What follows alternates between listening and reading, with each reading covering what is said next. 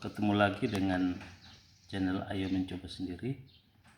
Kalau pada tutorial sebelumnya telah saya tunjukkan bagaimana cara mengukur atau nilai hambatan pada elemen Magicom dalam kondisi baik.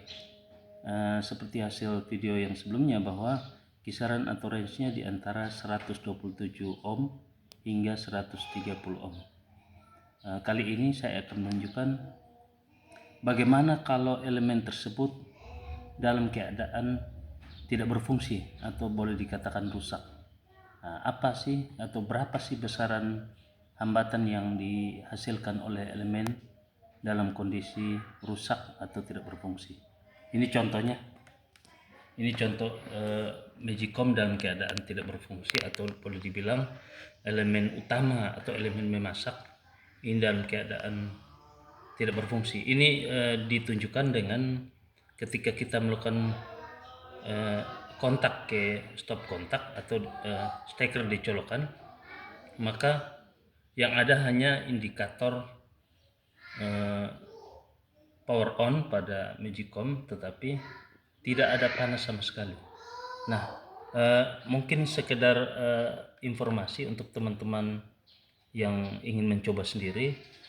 Di sini ada ada 3 elemen yang terbentuk dalam suatu Magicom, yaitu elemen memasak. Ini elemen memasak. Ini yang bagian ini, atau mungkin kita lihat bagian dalamnya, bentuknya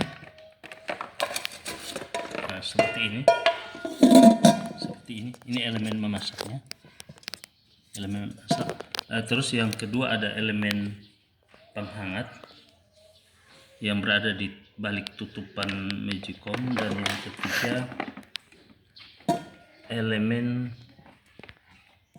penghangat juga, tapi posisinya berbeda. Kalau yang tadi berada pada penutup, kalau ini berada pada bodi. Dan ada 2 tipe elemen penghangat di bodi ini, ada berupa lempengan yang ditempelkan pada bagian bawah platnya, dan ada juga tipe yang kedua, yaitu tipenya seperti seal tip atau isolasi yang lebar itu kurang lebih sekitar 5 cm yang dibalut atau dililitkan di bodi. Kalau ini kebetulan untuk tipe Magicom seri HP3138 ini menggunakan jenis yang melingkar di bodi, dan ini merupakan model yang rata-rata diterapkan pada Magicom merek Philips.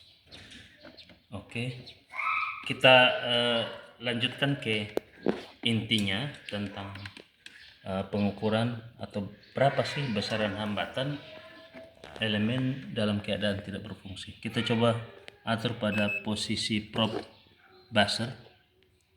Seperti biasa kita lakukan pengetesan fungsi multitesternya. Ya, berfungsi. Kita lanjutkan dengan pengukuran. Ini tidak mesti berdasarkan ini karena sifat kerjanya berdasarkan arus bolak-balik, maka posisi probe ditempatkan pada posisi terbalik atau dimanapun tidak masalah. Oke, kita lakukan pengukuran. Nah, kita lihat di hasil ininya. Oh, ternyata posisi tidak terukur atau tak terhingga, bukan tidak terukur tapi tidak menunjukkan nilai. Boleh dibilang mungkin bisa jadi terputus. Oke, kita coba lagi pada posisi ohm meter pada skala 200. Bagaimana hasilnya? Masih tidak menunjukkan nilai. Kita pindah lagi pada skala yang lebih tinggi di 22K. 2K juga sama, tidak menghasilkan nilai. Kita lanjutkan ke 20K, tidak juga menghasilkan nilai. Kita lanjutkan ke 200K yang lebih tinggi, tidak juga menghasilkan nilai. Bagaimana kalau kita hasilkan nilai yang lebih tinggi lagi? Nah, muncul nilai 100. Bentar, kita coba lagi. 200k ya, 200k 200k, oke 200k kita coba. Nah, menghasilkan nilai 100 atau 99,8 kilo ohm. Ini hambatan yang sangat besar. Kita tahu bahwa posisi normalnya berkisar di bawah 200 ohm atau antara 127 hingga 130 ohm. Mungkin itu tutorial yang bisa disampaikan kali ini bagi teman-teman yang bisa jadi pernah mengalami kerusakan yang sama. Mungkin ini bisa dijadikan sebagai referensi. Mohon maaf jika terdapat salah ucap atau salah kata. Mari kita belajar, karena bagaimana kita bisa mengetahui bahwa kita bisa atau tidak kalau tidak pernah belajar. Ayo semangat, ayo mencoba sendiri. Sampai jumpa.